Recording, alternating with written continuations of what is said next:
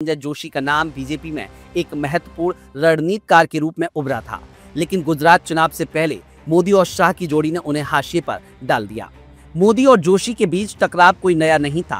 दोनों गुजरात में साथ काम कर चुके थे। जोशी की संगठनात्मक पकड़ को लेकर मोदी हमेशा असहज महसूस करते थे। 2012 में संजय जोशी को जबरन बीजेपी से बाहर कर दिया गया। ऐसा कहा जाता है कि खुद नरेंद्र मोदी ने उनके खिलाफ मोर्चा खोला था। लेकिन सवाल उठता है कि अगर संजय जोशी की राजनीतिक प्रासंगिकता खत्म हो चुकी थी तो फिर आज उनका नाम चर्चा में क्यों है? आरएसएस की मजबूरी, संजय जोशी को वापस लाना। आज बीजेपी में जिस तरह की गुटबाजी चल रही है उसमें आरएसएस के पास बहुत सीमित विकल्प बचे हैं। मोदी और शाह की जोड़ी पूरी तरह से पार्टी पर हावी है, लेकिन 2024 के चुनावों के बाद स्थितियां बदल रही हैं। बीजेपी के कई वरिष्ठ नेता मोदी शाह के एकाधिकार से असंतुष्ट है।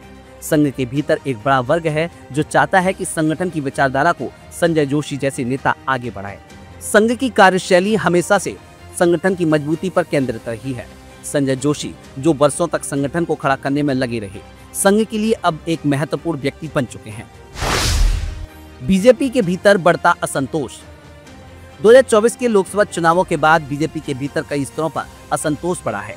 नंबर 1, वरिष्ठ नेताओं की नाराजगी।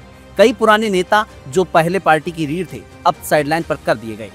नंबर 2, यूपी में योगी मोदी टकराव। उत्तर प्रदेश में योगी आदित्यनाथ और मोदी शाह के बीच मतभेद गहरे होते जा रहे हैं। नंबर 3, गुजरात लॉबी का बढ़ता प्रभाव। बीजेपी अब पूरी तरह से गुजरात मॉडल पर चल रही है, जिससे पार्टी के दूसरे राज्यों के नेता असहज महसूस कर रहे हैं। इन सभी परिस्थितियों में संघ को एक ऐसा चेहरा चाहिए जो पार्टी में संतुलन बना सके और मोदी शाह की पकड़ को चुनौती दे सके। यही कारण है कि संजय जोशी का नाम एक बार फिर चर्चा में है। बीजेपी के भीतर संजय जोशी के समर्थन में कौन? बीजेपी में संजय जोशी के समर्थन में कई बड़े नाम सामने आ सकते हैं। नितिन गडकरी संघ के बेहद करीबी माने जाते हैं और संजय जोशी से उनके पुराने संबंध रहे हैं। देवेंद्र फडणवीस, महाराष्ट्र की राजनीति में जोशी का असर रहा है और संघ के कई नेता उनके संपर्क में हैं। यूपी बिहार के नेता। उत्तर प्रदेश और बिहार में बीजेपी के कुछ नेता मोदी शाह के दबदबे से नाखुश हैं और संजय जोशी को एक संतुलन के रूप में देख सकते हैं। संघ की रणनीति, संजय जोशी की वापसी। संघ ने हमेशा एक दीर्घकालिक दृष्टि रखी है। अगर 2029 में बीजेपी को सत्ता में बनाए रखना है तो उसे सिर्फ मोदी शाह की जोड़ी पर निर्भर नहीं रहना होगा। पार्टी में नए नेतृत्व को आगे लाना होगा और संजय जोशी इस भूमिका में फिट बैठ सकते हैं।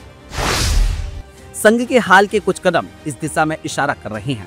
नंबर 1, संजय जोशी की संगठनात्मक सक्रियता। उन्हें देश भर में प्रवास करने दिया जा रहा है, जिससे उनकी पकड़ मजबूत हो रही है। मोहन भागवत की भूमिका। संघ प्रमुख मोहन भागवत ने हाल ही में कई मौकों पर संगठन को प्राथमिकता देने की बात कही। बीजेपी में बदलाव के संकेत। बीजेपी की अंदरूनी हलकों में यह चर्चा है कि संगठन में बड़ा फेरबदल हो सकता है, जिसमें संजय जोशी को कोई महत्वपूर्ण भूमिका दी जा सकती है। क्या मोदी शाह इसे रोक पाएंगे?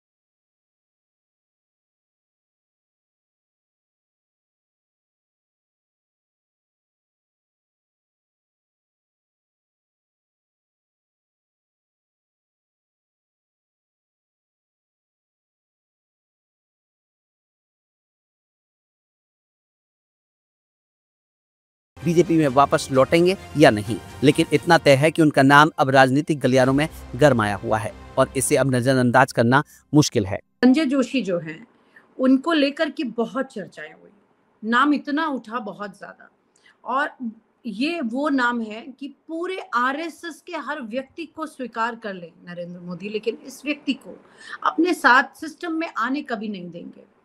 क्या इसी तरह के कोई नाम ने जोर मारा है? क्योंकि आरएसएस में भी संजय जोशी के नाम की चर्चा अच्छी खासी हुई है कि प्रेसिडेंट की पोजीशन के लिए या महामंत्री की पोजीशन के लिए इस तरह से करके संजय जोशी को वापस एक्टिव पॉलिटिक्स में लाया जाए। लेकिन यहाँ पर पिछले कुछ टाइम से, जब से ये अंदर ये जो फेविकोल की मैं बात कर रही हूँ, जो भागवत जी के पास मिलने गए हैं मोदी जी, कुछ टाइम से चीजें फिर से वापस दबने लगी हैं। तो क्या संजय जोशी के नाम से इतना डर हुआ कि वो पहुंच गए हैं हेडक्वार्टर, वहां पर हाथ जोड़कर आज मिल रहे हैं मोहन भागवत से, वहां सर नवा रहे हैं? नहीं, मुझे नहीं लगता कि ऐसा कुछ हुआ होगा। भारतीय जनता पार्टी का अध्यक्ष वही बनेगा जो जिसको मोदी और अमित शाह स्वीकार करेंगे। पर और अमित भारतीय शाह तो जनता पार्टी का खट्टर का नाम आया था आरएसएस और खट्टर भारतीय के नाम जनता को पार्टी में लेके में अभी अधूरी बात हुई थी। भारतीय जनता पार्टी का अध्यक्ष वही बनेगा जो मोदी और अमित शाह को या टॉप लीडरशिप को स्वीकार हो। लेकिन भारतीय जनता पार्टी का अध्यक्ष वही बनेगा जो संघ को भी स्वीकार होगा। ये आपस की स्वीकार्यता का सवाल है। एक दूसरे पर नाम थोपने के बजाय एक दूसरे के नामों को एक्सेप्ट करने का सवाल है शायद। मतलब सबको चलना चाहिए, आरएसएस को भी, अमित शाह को भी, नरेंद्र मोदी को भी, सबको स्वीकार होना चाहिए, तभी बनेगा। और जिस दिन ऐसा कौन सा अगर नाम ऐसी स्वीकार्यता आई तो दो फाड़ होंगे लोग। ओके, ये कैडर है, बीजेपी का एक कैडर है, दो संघ एक फाड़ कैडर तब नहीं हो जाएगी संगठन जब है। एक व्यक्ति को चुनेंगे और दोनों ही अपनी मर्जी से उससे काम करवाना चाहेंगे, इसीलिए आरएसएस भी तो और वो बीजेपी भी। ऐसा होगा ही नहीं, ऐसा होगा ही नहीं। तभी तो भारतीय जनता पार्टी के अध्यक्ष चुनने में इतनी देरी हुई है। कुछ तो ऐसा है, कौन सा चाणक्य बुद्धि लेकर आएंगे जो दोनों को संभाले तराजू में बराबर तरीके से? मैंने कहा कि भारतीय जनता पार्टी का अध्यक्ष जब जब कोई पार्टी सत्ता में होती है, जब जब कोई पार्टी सत्ता में होती है, तो मैं आपको नवभारत टाइम्स के बहुत पुराने राजेंद्र माथुर एडिटर रहे हैं। उन्होंने जब जनता दल की सरकार थी तब एक एडिटोरियल लिखा था जी, और वो एसआर बोम्मई के बारे में था जो जनता दल के अध्यक्ष बनाए गए थे। उनका कहना ये था कि किसी भी सत्तारूढ़ पार्टी को ऐसे अध्यक्ष की जरूरत होती है जो भोंदू हो।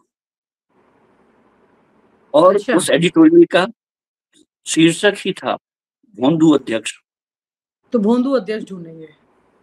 मैं ये नहीं कह रहा हूं कि इस समय इन लोगों को भोंदू की तलाश है, लेकिन सिंबलिज्म ये है कि अगर प्रधानमंत्री का लेवल का आदमी हमारे पास है तो वो किसी भी पार्टी का अध्यक्ष एक प्रधानमंत्री के लेवल पर पहुंच जाता है। ऐसे में प्रधानमंत्री से के कद के बराबर ना हो, लेकिन उससे उसके उसके साथ खड़े होने लायक तो हो, कोई ऐसा अध्यक्ष चाहिए। ऐसे में मैंने फिर कह रहा हूं कि ना सवाल ओबीसी का है, ना दक्षिण का है, ना उत्तर का है। सवाल ये है कि ना महिला का भी नहीं, जो भी बनेगा वो अध्यक्ष। हमारे देश में तो व्यक्ति का ऐसा है कि जिस पत्थर को भी आप मंदिर में जिस टेढ़े मेढ़े किसी को भी रख दीजिए, हम तो पूछने लग जाते हैं उसको। तो एक लीडर का है। भारतीय जनता पार्टी हो सकता है कि ये चाहती हो कि ये सिंबलिज्म में सिमट जाए और अध्यक्ष सांकेतिक हो, जबकि संघ का कहना ये होगा कि अध्यक्ष सांकेतिक ना हो, वो एक पावरफुल, सोचने समझने वाला, चीजों को संचालित करने वाला हो, क्योंकि हमें अगले 10 साल के और आगे देखना है। अच्छा, मतलब तेज दिमाग अब का आप चाहिए। दिल, दिमाग, लीडरशिप, कैलिबर, कद्दावर, और प्रधानमंत्री को टक्कर ना दे सके, ऐसा भी तो चाहिए होगा ना। ऐसे में अब जो व्यक्ति जो सोचने समझने वाला हो, कद्दावर हो, संगठन को चलाने वाला हो, जिसकी रौब हो, जो जिसको देख के पार्टी में कहे कि हाँ ये व्यक्ति है जो जिसको नमन करना चाहिए, तो वो किसी भी रूप में हर किसी के लिए खतरा तो होता ही है। पता नहीं कब, अभी तक तो दिमाग ठीक है, लेकिन कुर्सी पर आके क्या बिहेव कर सकता है। जी, ये खतरे, ये पॉलिटिक्स में ये खतरे बहुत बड़े होते हैं। अपनी कुर्सी पर बने रहने के लिए न सिर्फ अपने को साधना पड़ता है, बल्कि पार्टी को साधना, विपक्ष को साधना, देश को साधना, ये आसान काम थोड़ी है। लेकिन उसके साथ साथ पावर सेक्टर में अपनी ताकत को साधना, मेरे हाथ में कितनी है, उनके हाथ में कितनी है, अपॉइंटमेंट्स कौन किसको मिल रहे हैं, टेंडर किसको मिल रहे हैं। गुजरात में ज्यादा से ज्यादा टेंडर चले गए हैं, ज्यादा बिजनेसमैन इधर उधर से आ रहे हैं। तो बहुत सारी ऐसी चीजें हैं जो कि इशू बन के अब सामने आ रही हैं धीरे धीरे करके। तो जहां पर महाराष्ट्र का वर्चस्व बढ़ाने की कोशिश ये करते हैं, वहां गुजरात का बढ़ता चला गया। यानी कि मोदी जी जो हैं वो गुजरात ड्रिवन हो गए, जबकि संघ जो है वो महाराष्ट्र ड्रिवन रहा है एक तरह से सिचुएशन। तो ये भी तो बैलेंस करना पड़ेगा ना यहाँ पर सर। मुझे लगता है कि जो अध्यक्ष भारतीय जनता पार्टी बना रही है वो गुजरात और महाराष्ट्र का नहीं बना रही है, वो अध्यक्ष भारत का बना रही, अपने अखिल भारतीय अध्यक्ष का सवाल है। उसमें लीनिंग्स कितनी हो, जब भी ये सवाल आता है जैसे कि दक्षिण भारत का अध्यक्ष होगा, तो मुझे बिल्कुल ऐसा ही लगता है कि हम लोग बहुत तोड़ कर पार्टी को देखना चाहते हैं। अगर दक्षिण का अध्यक्ष बना के क्या कहना, हम संकेत देना चाहते हैं कि अब हमने उत्तर भारत में बोरिया समेटने का निर्णय लिया है और दक्षिण की सीटें ही हमारी फोकस में है। इतना खतरा तो बीजेपी नहीं लेगी कि अपनी जमाई जो जड़ें हैं उनको उखाड़ के कहीं और लगाए, ऐसी जगह लगाए जहां पर अभी उगने की कोई संभावना ही नहीं है। भारतीय जनता पार्टी अध्यक्ष भले ही साउथ का बना ले, लेकिन उसका कंसिडरेशन ये नहीं होगा कि ये दक्षिण में जड़े जमाने के लिए।